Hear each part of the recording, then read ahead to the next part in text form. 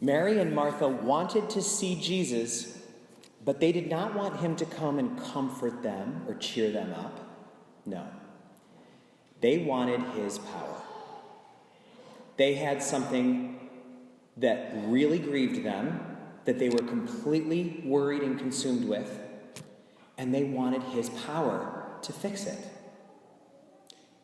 And Jesus came, but it was too late. A good opportunity arises now for us to ask, when have I been the one in this story? When have I been Mary or Martha? When has something upset me so much that I wasn't ashamed to beg God to help me? God, help, please. My marriage is in trouble. I don't know if we can survive this. God, help. My test results came back positive. What am I going to do? God, help. My addiction is out of control, and my boss just gave me my last warning. God, help. My child is sick. I can't face this. All of us take turns being in that seat, begging God for help. And sometimes it works out. Sometimes we make it through the storm and our marriage improves. Sometimes the doctor says, we did some further tests, and what we thought was cancer is actually just allergies. You can take some Claritin, you'll be fine. Sometimes we hit rock bottom, and it's the perfect opportunity for us to wake up, and there's a mentor or a sponsor right there who gets us into the flow of recovery, and we're saved. But often, it doesn't work out that way.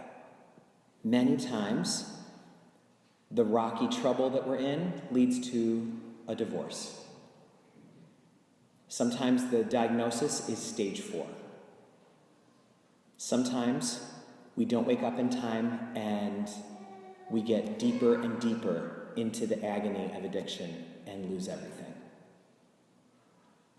These situations reveal something to us that we need to know and understand about God. And until we know this, we are going to misjudge the events of our lives. What we need to know about God is this: God is not usually a rescuer. God does not rescue us. Now, there's exceptions to that. God doesn't have to follow any rules. So there are times that we need to be open to a miracle happening. But God does not rescue us generally. God's not a rescuer. God is a redeemer, which is different. God doesn't rescue us. God redeems us by being with us as we go through the struggle and then helping us see the miracles that are unfolding throughout the time that follows. The psalm that we prayed today was 4,000 years old. With the Lord there is mercy and a guaranteed rescue. No. With the Lord there is mercy and fullness of redemption. It's different than rescue. Rescue is like when you ignore the evacuation warning and the floodwaters rise, and the next thing you know, you're on the roof of your house, and in comes the chopper. And they lower the rope down, and they say, hold on to the rope, we'll hoist you up. And you get snatched out of the flood. That's a rescue. It's not that that's impossible. It's not that it doesn't sometimes happen, but it's not the normal course of events. Redemption is when you've got to go through it, whatever it is. You have to face it. You have to go through it. But God works miracles throughout the whole process. And then afterwards gives you gifts that you continue to see and receive for a long time afterwards. God is not a rescuer. God is a redeemer. Now, if you're at all like me, when you hear this pattern, God doesn't rescue, God redeems, you may be thinking to yourself, well, that stinks. Wouldn't it be a lot better if we just got the rescue? Wouldn't it be better if we didn't have to go through all this stuff? Why does it have to be like this? I have a distinct memory of being in my 7th grade homeroom, and there was a poster on the wall not far from my desk that said, "Do not ask for an easy life. Ask for the strength you need to face any challenge." And in my 7th grade mind, I was, 12, I looked at that poster and I thought to myself, well, that's stupid. What's wrong with an easy life? I don't need resilience and strength if everything works out. Let's cut out the middleman here. Give me what I need and want, and we'll call it even. I don't need all that strength. I don't need all that resilience. But that's not how God works. Which reminds me of a joke I heard recently. What's the difference between you and God?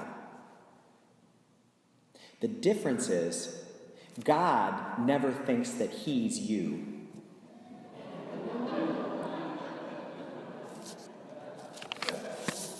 If I were in charge, this would be a whole different system. But I'm not, and you're not either. So we need to figure out how to make peace with this. And it seems to me that perhaps the best way is to look at Holy Thursday. Remember Holy Thursday? We're going to celebrate that in just a couple of weeks. Holy Thursday is when Jesus had the Last Supper with his apostles, and then he washed their feet to show them about the importance of service, and then he went out to the garden to pray. And what did he pray about? He prayed about the next day, and the next day was Good Friday. And he said to God, please don't let this happen. Please, don't make me go through this. Please let this cup pass from me. I don't want to do this. It's too hard. It's too awful. Please. But your will be done. And what if God had rescued Jesus? What if the divine helicopter came in and dropped the line and said, oh, don't worry, you don't have to go through any of this, and snatched him up to heaven?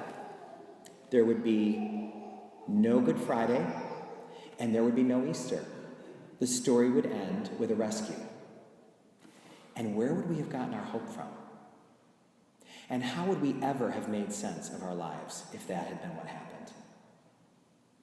There was a beautiful purpose in Holy Thursday and Good Friday. It's what made Easter possible. And we wouldn't want to live without that. How could we make sense of our lives?